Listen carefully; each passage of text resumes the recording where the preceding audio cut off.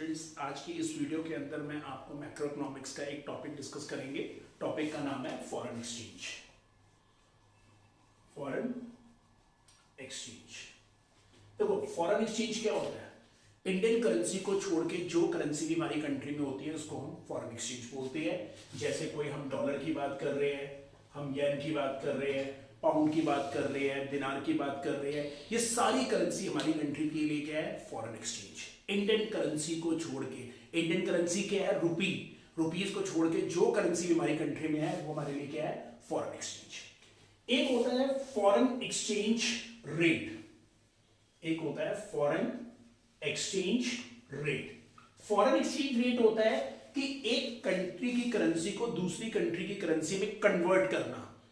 किस रेट पे? उसको हम बोलते हैं फॉरेन एक्सचेंज रेट। जैसे $1 इज इक्वल टू ₹75, मतलब $1 की वैल्यू कितनी है? 75। That is exchange rate. मैंने $1 लिया, 75 दिया, और 75 लेकर $1 दे दिया। That is exchange rate. इसीलिए हर कंट्री का एक एक्सचेंज रेट होता है। कंट्री मतलब currency of one country convert into the currency of another country, it is foreign exchange rate. ये एक्सचेंज रेट जो होते हैं ना, ये 3 टाइप के होते हैं एक्सचेंज रेट। एक एक्सचेंज रेट जिसको हम बोलेंगे फ्लेक्सिबल एक्सचेंज रेट, इसको हम फ्लोटिंग एक्सचेंज रेट भी बोलते हैं।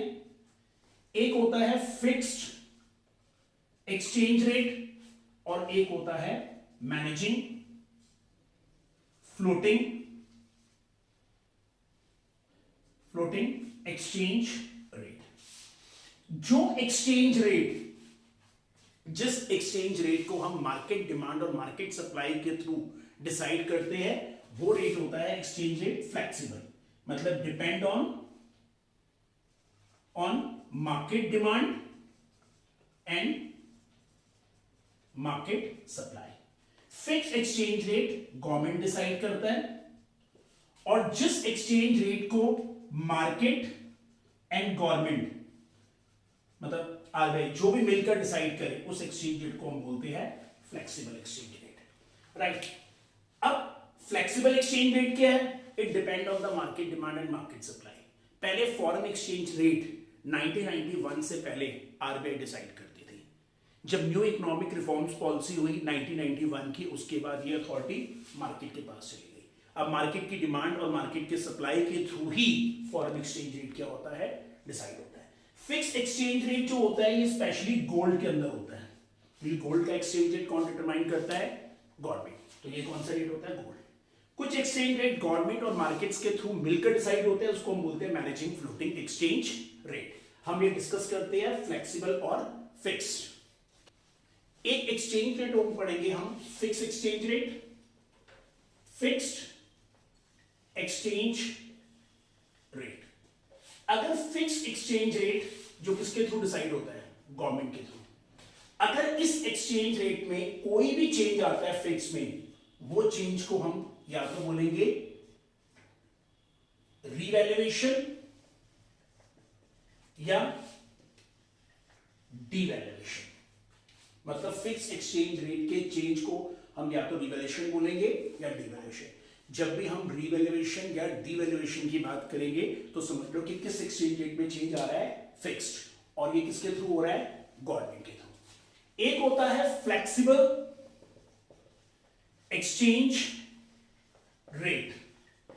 अगर फ्लेक्सिबल एक्सचेंज रेट में चेंज आ रहा है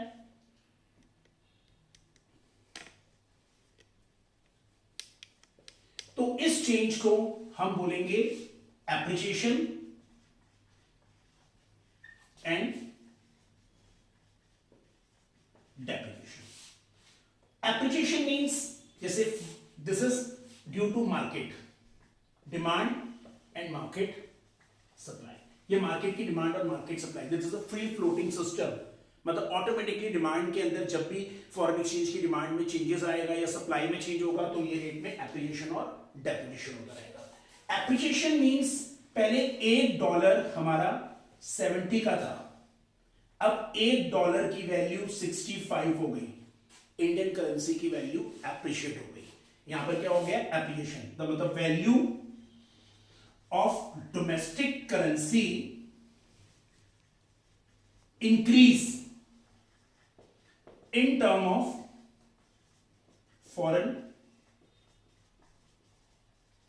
currency appreciation, right. Depreciation means पहले $1 इज इक्वल टू 70, पहले हम $1 को 70 में लेते थे, अब $1 की वैल्यू 75 हो गई, मेरे लिए महंगा हो गया। अब मेरी वे करेंसी की वैल्यू, इंडियन करेंसी की वैल्यू क्या हो गई, यहां पर डाउन हो गई। पहले हमें $1 को खरीदने के लिए 70 रुपीज देना पड़ता था, अब $1 को खरीदने के लिए हमें 75 रुपीज देने पड़ रहे हैं। तो डेप्रिसिएशन का मतलब है value of domestic currency decrease in term of foreign currency, in term of foreign currency. देखो एप्रिसिएशन क्या करेगा, एप्रिसिएशन का मतलब होता है पहले $1 को आप 70 रुपीज में लेते थे, अब $1 को आप 65 में ले रहे हो, इंडियन करेंसी की वैल्यू बढ़ गई। हमारे लिए फॉरेन गुड्स क्या हो गए, फॉरेन गुड्स चीपर हो गए, फॉरेन गुड्स हमारे लिए क्या बन गए, चीपर बन गए। इस केस के अंदर हम क्या करेंगे, इंपोर्ट सरप्लस करेंगे। जब कभी भी हम इंपोर्ट सरप्लस करेंगे ना, तो हमारी कंट्री से आउटफ्लो होगा, तो हमारी कंट्री का जीडीपी का लेवल डाउन होना शुरू हो जाएगा, क्योंकि इंपोर्ट सरप्लस का मतलब क्या है, पेमेंट, हमारी पेमेंट ज्यादा हो रही है, फॉरेन एक्सचेंज का रिजर्व हमारी कंट्री से ज्यादा है। अब डेप्रिसिएशन क्या है, $1 की वैल्यू 70 थी, अब $1 की वैल्यू 75 हो गई, the value of domestic currency decrease कर गई, हमें डॉलर महंगा पड़ रहा है। अब इस केस के अंदर मेरे लिए फॉरेन गुड्स क्या होंगे, कॉस्टली हो जाएंगे, फॉरेन गुड्स कॉस्टली हो गए, लेकिन फॉरेनर्स के लिए इंडियन गुड्स चीपर हो गए, तो हमारा सरप्लस क्या होगा, एक्सपोर्ट सरप्लस होगा, और ये एक्सपोर्ट सरप्लस क्या करेगा, हमारी कंट्री के जीडीपी के लेवल को क्या करेगा, इंक्रीज होगा, हमारा नेट एक्सपोर्ट की वैल्यू इंक्रीज होगी। अब देखो बच्चों, इसका एप्लीकेशन और depreciation due to market demand and market supply है। अब इसको मार्केट डिमांड और मार्केट सप्लाई के थ्रू मैं इस कॉन्सेप्ट को आपको समझाता हूं, राइट। देखो बच्चों, अब एक कॉन्सेप्ट है, how the flexible exchange rate determine. पहली बात है, फ्लेक्सिबल एक्सचेंज रेट, जो हमारा फ्लेक्सिबल एक्सचेंज रेट है, ये डिटरमाइन होता है, determine by market demand and market supply of foreign exchange. जहां पर भी फॉरेन एक्सचेंज की डिमांड और फॉरेन एक्सचेंज की सप्लाई इंटरसेक्ट करेगी, उस जगह पर फ्लेक्सिबल एक्सचेंज रेट डिटरमाइन होगा। पहले तो एक वर्ड यूज करते हैं, डिमांड ऑफ फॉरेन एक्सचेंज। अब एक वर्ड आता है, demand of foreign exchange. What is the meaning of demand of foreign exchange? Demand of foreign exchange का मतलब होता है पेमेंट इन फॉरेन एक्सचेंज। जब कभी भी हम फॉरेन एक्सचेंज में किसी भी चीज की पेमेंट करते हैं, तो उसको हम क्या बोलते हैं, डिमांड ऑफ फॉरेन एक्सचेंज। अब मैं फॉरेन से गुड्स इंपोर्ट कर रहा हूं, तो मुझे किसमें पेमेंट करनी है, फॉरेन एक्सचेंज में, तो वो चीज क्या है, डिमांड। अब मैं फॉरेन में कोई भी प्रॉपर्टी परचेज करना चाहता हूं, डिमांड। मैं फॉरेन कोई गिफ्ट सेंड करना चाहता हूं, तो मुझे हर केस में पेमेंट करनी पड़ रही है। सिंपल सा लॉजिक, जब भी आपने पेमेंट करनी है फॉरेन एक्सचेंज में, तो वो आपकी क्या बन जाएगी, डिमांड। अगर फॉरेन एक्सचेंज रेट ज्यादा है, अगर फॉरेन एक्सचेंज रेट ज्यादा होगा, तो हमारे लिए सबसे बड़ी प्रॉब्लम क्या होगी, हमारे इंडियन करेंसी की वैल्यू क्या हो गई, डेप्रिशिएट हो गई, तो हमारी डिमांड क्या हो जाएगी, कम। और जैसे ही फॉरेन एक्सचेंज रेट सस्ता होगा, इंडियन करेंसी की वैल्यू एप्रिशिएट होगी, तो हमारे लिए उस चीज की डिमांड क्या हो जाएगी, ज्यादा। तो फॉरेन एक्सचेंज रेट और डिमांड ऑफ फॉरेन एक्सचेंज में ऑलवेज कौन सा रिलेशन होता है, पॉजिटिव रिलेशन। अगर इसको मैं डायग्रामेटिकली देखूं, X axis, Y axis, foreign exchange rate and demand. Rate is R, demand is Q. अब जैसे ही फॉरेन एक्सचेंज रेट ज्यादा हुआ, बढ़ गया, मतलब इंडियन करेंसी की वैल्यू डेप्रिशिएट हो गई, हमारी डिमांड क्या हो जाएगी? कम। और जैसे ही फॉरेन एक्सचेंज रेट सस्ता होगा, इंडियन करेंसी की वैल्यू एप्रिशिएट हो गई, हमारी डिमांड क्या हो जाएगी? ज्यादा। तो डिमांड ऑफ फॉरेन एक्सचेंज का कर्व क्या जाता है? Always downward. तो demand curve of foreign exchange always downward sloping. तो डिमांड क्या है? Payment in foreign exchange. Supply of foreign exchange. Supply of foreign exchange का सिंपल कॉन्सेप्ट होता है, जैसे पेमेंट इन फॉरेन एक्सचेंज आपका डिमांड है, उसी तरह से रिसिप्ट इन फॉरेन एक्सचेंज, रिसिप्ट इन फॉरेन एक्सचेंज वो हमारी कंट्री में है सप्लाई। जब भी हमारी कंट्री में फॉरेन एक्सचेंज रेट आएगा, सप्लाई। जैसे कोई इंडियन टूर पे कोई फॉरेनर आ रहा है, कोई फॉरेनर इंडिया में गिफ्ट सेंड कर रहा है, कोई फॉरेनर इंडिया में आके प्रॉपर्टी परचेज कर रहा है, तो हमारी कंट्री में क्या आती है? Foreign exchange rate. तो सेम कॉन्सेप्ट यही है, अगर फॉरेन एक्सचेंज रेट बहुत ज्यादा है, मतलब अगर इंडियन करेंसी की वैल्यू डेप्रिशिएट है, तो सप्लाई ज्यादा होगी।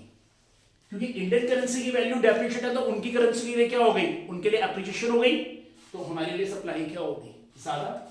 और जैसे ही फॉरेन एक्सचेंज रेट कम होगा, इंडियन करेंसी की वैल्यू एप्रिशिएट होगी, उनके लिए इंडियन गुड्स क्या हो जाएंगे? कॉस्टली हो जाएंगे, तो ऑटोमेटिकली सप्लाई क्या हो जाएगी?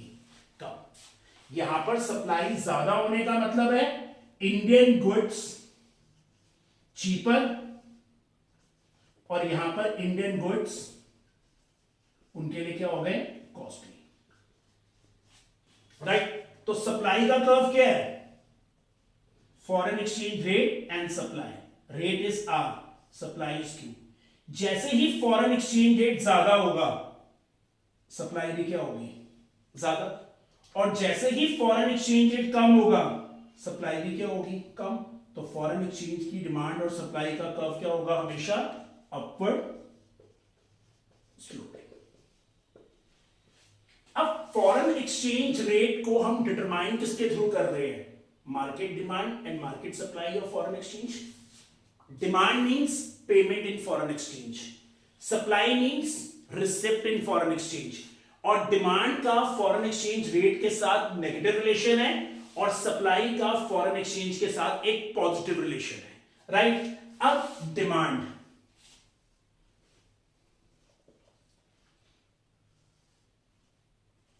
And supply, demand and supply intersect. अगर डिमांड एंड सप्लाई इंटरसेक्ट कर रही है, सपोज करो 70 के रेट पे, यहां पर $1 is equal to ₹70, that is the equilibrium exchange rate. तो अब यहां पर $1 की वैल्यू कितनी सेट हो गई? 70, due to demand and supply. देखो, डिमांड एंड सप्लाई जो कंडीशन होती है ना, ये फ्री फ्लोटिंग सिस्टम होता है। ना तो आप डिमांड पे कंट्रोल कर सकते हो, ना आप अपनी सप्लाई पे कंट्रोल कर सकते हो, क्योंकि मार्केट फैक्टर्स के ऊपर कंट्रोल करना नेक्स्ट टू इम्पॉसिबल है। तो डिमांड और सप्लाई चेंज होती रहती है। अगर ऑब्वियसली डिमांड एंड सप्लाई अगर चेंज होगी, तो मार्केट में इस डायग्राम के अंदर चेंज होगा।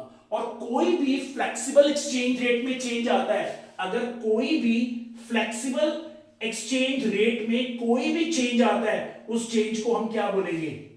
Appreciation and depreciation. तो जो कौन सा कर्व है? Appreciation and depreciation. देखो, अब एक कर्व लेते हैं बच्चों, जैसे सपोज करो this demand and supply, right. 70 rupees की मार्केट रेट क्या है? 70। अब अचानक मार्केट में डिमांड इंक्रीज। जब भी कोई चीज इंक्रीज होती है, वो कर्व राइट साइड पे शिफ्ट होता है, राइट साइड पे। तो डिमांड इंक्रीज, अगर डिमांड इंक्रीज तो डिमांड शिफ्ट राइटवर्ड। अगर डिमांड इंक्रीज करेगी, अब इक्विलिब्रियम पॉइंट कहां आ गया? यहां। तो उस इक्विलिब्रियम पॉइंट से रेट क्या हो गया? बढ़ गया। तो इसका मतलब इंडियन करेंसी की वैल्यू क्या हो गई? डेप्रिसिएशन हो गया। जब जब मार्केट में फॉरेन एक्सचेंज की डिमांड ज्यादा होगी तो वो चीज क्या होती रहेगी, डेप्रिसिएशन होता रहेगा। अब अचानक मार्केट में डिमांड की वैल्यू कम हो रही है, demand supply, rate is 70, demand decrease, shift leftward. अब मेरा एक्सचेंज रेट क्या हो गया, दिस रेट क्या हो गया 60। अगर रेट कम हो गया इंडियन करेंसी की वैल्यू क्या होगी, एप्लीकेशन।